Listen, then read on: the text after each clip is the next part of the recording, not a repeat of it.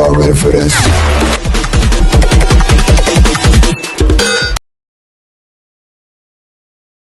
The town was doomed, not a matter of if, but when. That when came October 8th, 1871, at about 9 p.m. Sparks fly, and a barn ignites out on DeKoven Street that was in the country at that time, in an area then known as the Western Division. Folks, the entirety of our left-hand side here was just that. It was well removed from the city, right? A world away if you were to ask the 300,000 people living in the business district. The fire started out there to our forward left-hand side.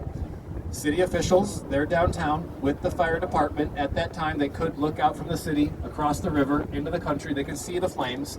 They put together a trajectory for 187 men to walk out there with their horses, their carts, their 6 horse-drawn, steam-powered fire trucks to find the fire on DeKoven, defeat it, and win the day. This is not unlike other nights in Chicago, but sadly that night, 25-mile-an-hour winds ripping and swirling through Chicago. Equipment is broken down, horses and men are tired. They do their very best to get together and head out there following the path they set up to find the fire. They get out there, beyond the city, across the river, into the country. The fire started, no joke folks, just out there near where it says today La Fitness, which is a French bistro you should not eat at. Maybe a protein shake. So they get lost out there. They're nowhere near the fire. They can't see it. They're trying to find it. They know time is of the essence. Sadly, upon their arrival to the fire, they realize they are too late. The swirling winds had tossed the fire in every which direction. People living in Chicago, who again would have thought that fire was a world away and did not really concern them, they also convinced themselves that even if the fire blows to the city, the river is there to protect us. It'll act as a buffer zone. Yikes. 30 minutes after the fire department realizes they cannot win this fire, runners are going back into the city telling everyone to evacuate. Now they finally are starting to do so as they watch the south branch of the river catch on fire. All 3 branches would eventually burn. It allowed the fire to leap indiscriminately in and out of pockets of downtown Chicago.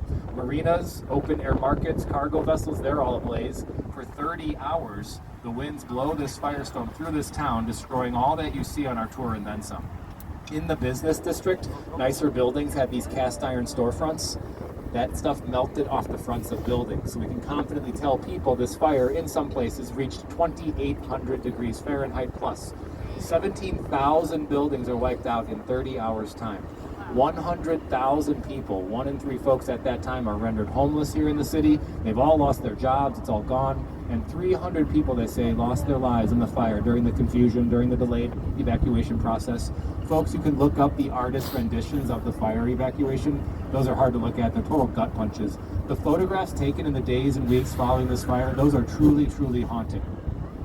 The city is devastated, right? They learned the hard way that without planning, thinking about the future, longevity, right? Using the wrong materials, not passing the right laws, no big city can stand the test of time. So we talk about a post-fire Chicago, property values skyrocketing as industry pours back into this town. Developers and investors, to offset the high prices of costly properties, they build taller structures. Insert William LeBaron Jenney, the man who came to Chicago in 1885, built his home insurance building, giving rise to all this.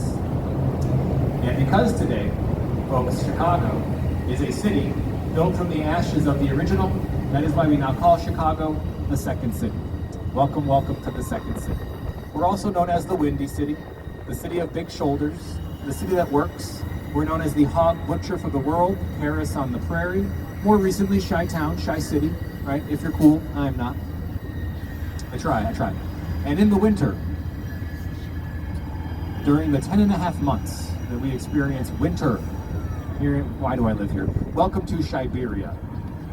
And I'm glad you're all here in November with us. This is our first time in several years of operating that we've run this long into the season. I've worked for companies that went year-round. We called them snow globe tours. So wonderful for us to do more. Again, we love being out here. We're glad you've joined us. Thank you very much on a personal note for listening, and thanks for joining us here with Tours and Boats to make us part of your weekend, to come downtown Chicago to appreciate this world-class architecture. Yeah, thank you. Keep it going for the captain, for our crew, for our servers, right? They work very hard to make sure this all happens. We appreciate that, friends. If you did enjoy this journey, you learned a few things, had a few laughs, found it worth your hard-earned money, tell your friends and family about us, right? This is our last day of the year, but back in the spring we shall be. Word of mouth advertising